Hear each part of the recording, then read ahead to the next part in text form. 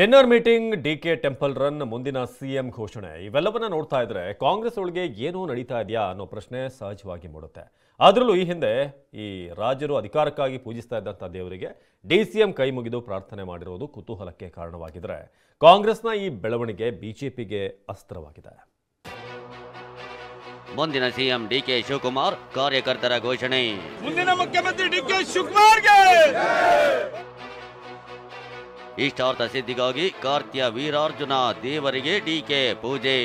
ಏನಿಲ್ಲ ಅನ್ನುತ್ತಲೇ ಡಿನ್ನರ್ ಸಭೆ ವಿಚಾರ ಈಗ ಸಿಎಂ ಕುರ್ಚಿವರೆಗೂ ಬಂದು ನಿಂತಿದೆ. ಯಾವ ಡಿನ್ನರ್ ಇಲ್ಲ, ಏನೂ ಇಲ್ಲ ಅಂತ ಹೇಳಿದ್ದ ಡಿಕೆ ಶಿವಕುಮಾರ್ ಚಿಕ್ಕಮಗಳೂರಿನ ಶೃಂಗೇರಿ ಶಾರದಾಂಬೆ ದರ್ಶನಕ್ಕೆ ಆಗಮಿಸಿದ್ರು. ಶಾರದಾ ಪೀಠದ ಆವರಣದಲ್ಲಿರೋ ಕಾರ್ತ್ಯ ವೀರಾರ್ಜುನ ದೇವರಿಗೂ ಪೂಜೆ ಸಲ್ಲಿಸಿದ್ರು. ಕೈ ಮುಗಿದು ಇಷ್ಟಾರ್ಥ ಸಿದ್ಧಿಗಾಗಿ ಪ್ರಾರ್ಥಿಸಿದ್ರು. ವಿಷಯ ಅಂದ್ರೆ ಈ ಕಾರ್ತ್ಯ ವೀರಾರ್ಜುನ ದೇವರಿಗೆ ಹಿಂದಿನ ಕಾಲದಲ್ಲಿ ರಾಜರು ಅಧಿಕಾರಕ್ಕಾಗಿ ಪೂಜೆ ಸಲ್ಲಿಸುತ್ತಿದ್ದರೆಂಬ ಪ್ರತೀತಿ ಇದೆ.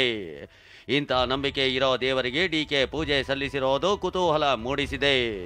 ಇಂಥ ಹೊತ್ತಲ್ಲೇ ಶಾರದಾಂಬೆ ಸನ್ನಿಧಿಯಲ್ಲೇ ಮುಂದಿನ ಸಿಎಂ ಡಿಕೆ ಶಿವಕುಮಾರ್ ಅನ್ನೋ ಘೋಷಣೆ ಕೇಳಿದೆ. ಮುಂದಿನ ಮುಖ್ಯಮಂತ್ರಿ ಡಿಕೆ ಶಿವಕುಮಾರ್ಗೆ, ಡಿಕೆ ಶಿವಕುಮಾರ್ಗೆ, ಮುಂದಿನ ಮುಖ್ಯಮಂತ್ರಿ ಡಿಕೆ ಶಿವಕುಮಾರ್ಗೆ. ಶೃಂಗೇರಿ ಸನ್ನಿಧಿಯಲ್ಲಿ ಮುಂದಿನ ಸಿಎಂ ಡಿಕೆ ಎಂದ ಘೋಷಣೆ. ಚಿಕ್ಕಮಗಳೂರಿನ ಶೃಂಗೇರಿ ಶಾರದಾಂಬೆ ಸನ್ನಿಧಿಗೆ ಆಗಮಿಸುವ ಮುನ್ನ ಮಾತನಾಡಿದ ಡಿಸಿಎಂ ಡಿಕೆ ಶಿವಕುಮಾರ್, ನನಗೆ ಯಾವ ಘೋಷಣೆಯೋ ಬೇಡ, ಯಾರ ಬೆಂಬಲವೋ ಬೇಡ, ಯಾವ ಶಾಸಕರ ಅವಶ್ಯಕತೆಯೋ ಇಲ್ಲ ಅಂತ ಹೇಳಿದ್ದಾರೆ. ಅಲ್ಲದೆ ಶೃಂಗೇರಿಗೆ ಬಂದಿರೋದು ರಾಜಕೀಯ ತಿರುವಲ್ಲ, ಎಲ್ಲರ ಮಾತು ಗೌಣ ಎಂದಿದ್ದಾರೆ. ಇಂಟ್ರೆಸ್ಟಿಂಗ್ ಅಂದ್ರೆ ಪ್ರಯತ್ನ ಮಾಡಿದ್ರೆ ಭಗವಂತ ಫಲ ಕೊಡ್ತಾನೆ ಅಂತ ಹೇಳೋ ಮೂಲಕ ಟ್ವಿಸ್ಟ್ ಕೊಟ್ಟಿದ್ದಾರೆ. ಯಾರು ಬೇಡ, ನನಗೆ ಯಾರು ಒತ್ತಾಯ ಆಗೋದು ಬೇಡ, ನನಗೆ ಯಾರ ಬೆಂಬಲನೂ ಬೇಡ, ಯಾವ ಶಾಸಕರ ಬೆಂಬಲನೂ ನನಗೆ ಅವಶ್ಯಕತೆ ಇಲ್ಲ. ನಾನು ಉಂಟು, ಕಾಂಗ್ರೆಸ್ ಪಕ್ಷ ಉಂಟು. ಕಾಂಗ್ರೆಸ್ ಪಕ್ಷ ನಾಯಕರು ಏನು ಹೇಳ್ತಾರೆ ಆ ರೀತಿ ನಾನು ಕೆಲಸ ಮಾಡ್ಕೊಂಡು ಹೋಗ್ತೀನಿ. ನನಗೆ ಕಾರ್ಯಕರ್ತರು ಕೂಗೋದು ಬೇಡ, ಶಾಸಕರು ಕೂಗೋದು ಬೇಡ, ನನ್ನ ಬೆಂಬಲಕ್ಕೆ ಯಾರು ನಿಂತ್ಕೊಳ್ಳೋದು ಬೇಡ. ನನ್ನ ಡ್ಯೂಟಿ, ನನ್ನ ಕರ್ತವ್ಯ ಮಾಡ್ತೀನಿ. ಯಾರು ತಲೆ ಕೆಡಿಸ್ಕೊಳಕ್ ಹೋಗ್ಬೇಡಿ. ಯಾವ ರಾಜಕಾರಣ ತಿರುವಿನ ಅವಶ್ಯಕತೆ ಇಲ್ಲ. ಜನ ಆಶೀರ್ವಾದ ಮಾಡಿದ್ದಾರೆ, ಜನ ನಮ್ಗೊಂದು ಅವಕಾಶ ಕೊಟ್ಟಿದ್ದಾರೆ. 5 ವರ್ಷ ಮುಂದುವರಿಸ್ತೀವಿ. ಎಲ್ಲರ ಮಾತು ಗೌನ. ಪಕ್ಷ ಏನ್ ಹೇಳ್ತದೋ ಆ ರೀತಿ ಕೆಲಸ ಮಾಡಿಕೊಂಡು ನಾನು ಮುಖ್ಯಮಂತ್ರಿಗಳು ಹೋಗುವಂತ ಕೆಲಸ ನಾವು ಮಾಡ್ಕೊಂಡು ಹೋಗ್ತೀವಿ.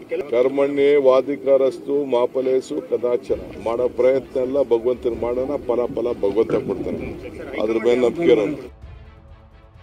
ಹೈಕಮಾಂಡ್ಗೆ ಹೇಳಿ ದಲಿತ ನಾಯಕರ ಸಭೆ ಮಾಡ್ತೀವೆಂದ ಪರಮೇಶ್ವರ್. ಈ ಸಭೆನ ನಾವು ಯಾವ ಉದ್ದೇಶಕ್ಕೆ ಮಾಡಬೇಕು ಅಂತಿದ್ದು ಅದನ್ನೆಲ್ಲ ಅವರಿಗೆ ಈಗಾಗಲೇ ಹೇಳಿದ್ದೇನೆ, ದೂರವಾಣಿಯಲ್ಲಿ ಹೇಳಿದ್ದೇನೆ. ಬಂದ ಮೇಲೆ ಅವರಿಗೆ ಮಾತಾಡಿ ಆಮೇಲೆ ಅವ್ರು ಏನು ಹೇಳ್ತಾರೋ ಆ ರೀತಿ ಮುಂದುವರಿತೀವಿ. ಪಕ್ಷದಲ್ಲಿ high command supreme.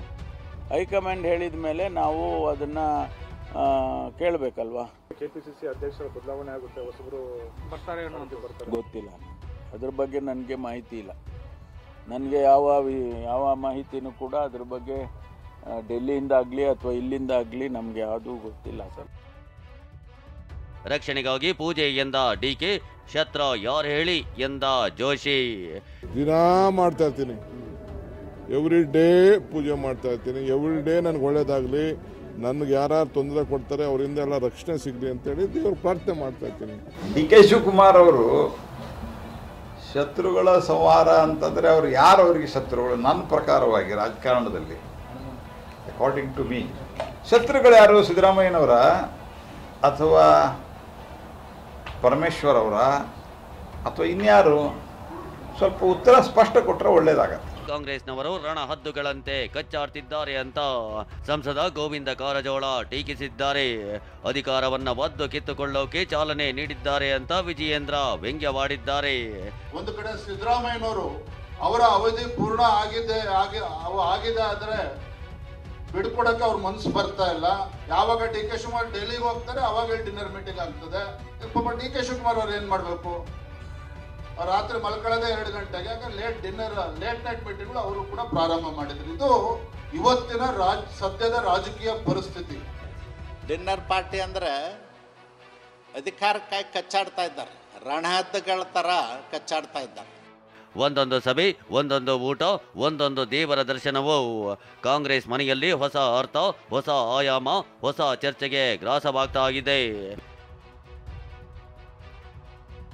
Bureau report, TV9.